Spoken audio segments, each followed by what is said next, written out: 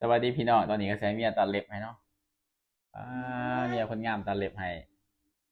เจริญแล้วเมียคอยสัตว์นี่ตัดเล็บให้ผัวตัดงามๆด้วยข้างๆนี่ก่อนว้าจะแม่นเล็บงามมาเรียล้อเนาะเป็นตาจับอยู่บ่นี่เป็นตาตัดอยู่ให้อยู่บ่นี่นะมันคืองามเอ๊ะจริงอยู่จะจับให้ฮะตัดตัดอีหยังตัดตัดคือชงโรงเชงเลงคือเป็นอันนี้มันว่าวลายมีเล็บนี่ตัดได้จังได๋ดำก็ตัดดำงามๆเลยตัดจังได๋วะนี่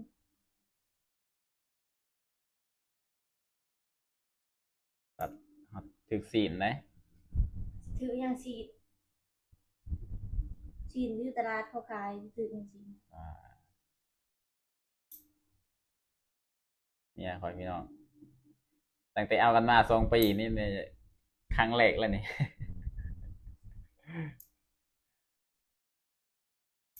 สิเสืบอกว่าประจำก็บอกว่าประจำเลยครั้งอ่แรกา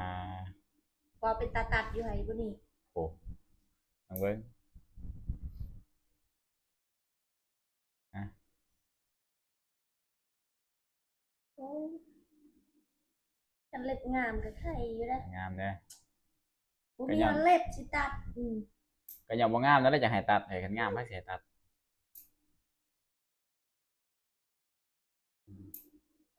บ่มีบ่เป็นหยังดอกเล่มมาเท่านี้แล้วแม่น้องอินเตอร์ตัดเล็บให้น้องมันนี้เจริญและชีวิตของพี่น้องว้าวตัวยางไปทางใดคนแนมเบิดว่าเบิ่งนั่นนะแล้วแหละนะแล้วไวแต่ว่ามันบ่มีเล็บเจ้าเล็บเจ้ามันบ่ยาวเลยเอ้ยนี่นี่นี่ก่อยบ่อยู่วะมันบ่มีอันนี้ตัดแล้วนี่อ๋อมาเบิ่งนั่นเบิ่งนี่เบิ่งนี่ใครนี่โอ้จมูกก็จะออก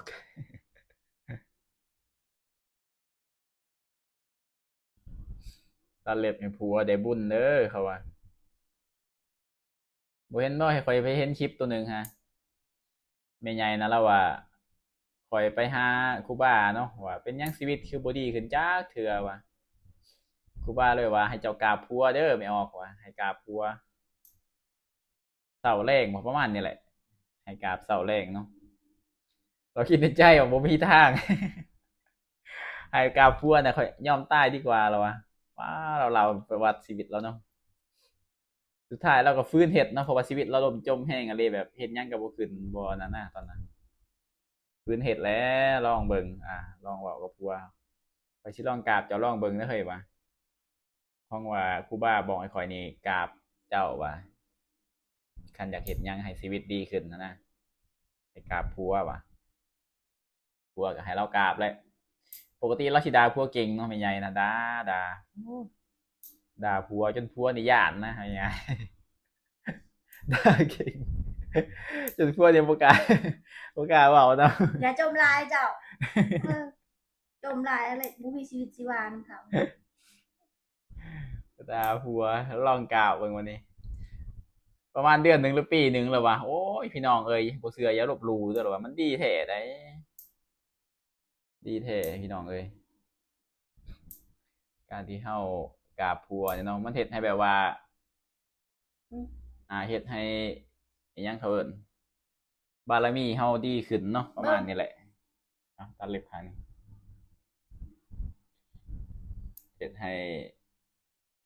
ชีวิตครอบครัวดีขึ้นเนาะการที่เฮากราบผัวเนี่ยเฮ็ดให้ผัวนี่มีศักดิ์ศรีขึ้นอิหยังประมาณนี้แหละอันนี้คือกันเนาะตัดเล็บให้ผัวบ่แม่นว่ามื้อนี้ขอสิ่งงที่บ่ดีสิ่งที่เลวร้ายในตัวเจ้านะเอให้มันออกไปซะเออไปนับมื้อนี้วันนี้แหละบ่เออลาคันเเอ้ยออการตัดเล็บให้ผัวเนาะก็เฮ็ดให้ผัวนี่มีกำลังใจเนาะในการเฮ็ดเวียกเฮ็ดงานอันนี้คนเราให้เมียค่อยพังเด้อ เออ จักมันพังหรือบ่ค่อยว่าน่าจะเข้าหูซ้ายเอาหูขวาแล้วเบิ่งนี่อย่าจมยังว่าอย่านะจมขนาดเว้ายังหายเลย มา ว่าหูซ้ายออกหูขวา เขาหูขวาออกทางปาก โอ้โตคืนเลยสายมันไม่ค่อยได้ตัดปล่อยอยู่แต่ว่ามันยาวไวเฮ้ยเด็กโอ้โหนิ้วนี่แปลกเลยพี่น้องไพ่มีเล็บคือค่อย บานๆเนี่ย คือปลาอันนั้นบัวปลาดุก ผู้ว่าสาเหตุเป็นอย่างนั้น เป็นย้อนที่เจ้าตัดมืออันนั้น เจ้าผ่าอะไรวะ เจ้าคือหู อ้าวเป็นหยังคือผู้ ตั้งแต่ยังน้อยแล้วค่อยตัด อาจ เจ้า จะ คือ บอก หู คอยเราคอยผู้สิ อ๋อค่อยบอกเจ้าว่าอ๋อแต่ยังน้อยพี่น้องค่อยดื้อเนาะ ตัวเองบอกเอง เอาผ้าไปตัดทุงยาง จับก็ไปถือมือเนาะพี่น้องเครื่องเล็บเลยนะออกไปนะขาดไปครึ่งหนึ่ง ดีที่มันติด เลือดเนี่ยบ่อยากเว่าเลยหักษาโดนเป็นเดือนจังหาย เป็นน้องบ่อยากสิเว้าก็เลยดีแหละที่ว่ายังกลับมาปลงเลยทันนี้เนาะอ่ะตรงฟ้าปะ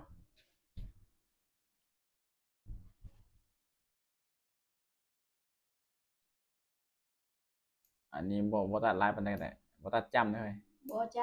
เออตัดจำมันก็เจ็บนะมันถึกเหนือ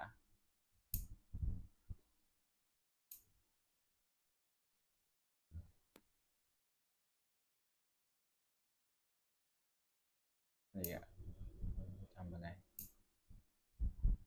เล็บบางงานคอยก็ใส่งาน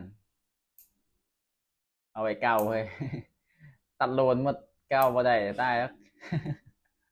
เวลาคันนี่ลำบากเก้ามีแต่นี่ก็ตุดเนี่ย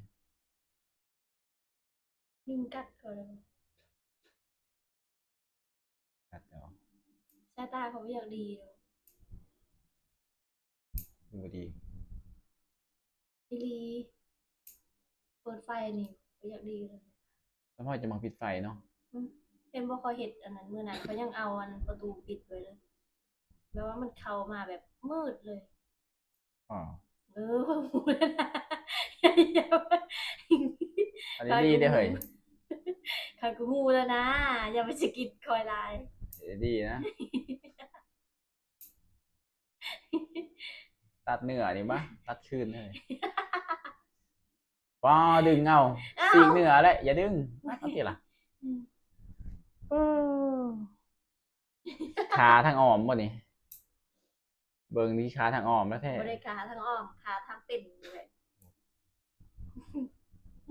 เว้ากินนี่โลดเห็นบ่พี่น้องเว้าแล้วว่าหูซ้ายออกหูขวา อ้าวเรียบร้อยเลย นี่ก่อยข่อยเบิดแล้วยังเก่าปะนี้ อีหยัง โด อีก นเลย บ่ได้อีกเลย เอาแล้ว บ่มีแล้ว อันนี้ตัดน้อยวะ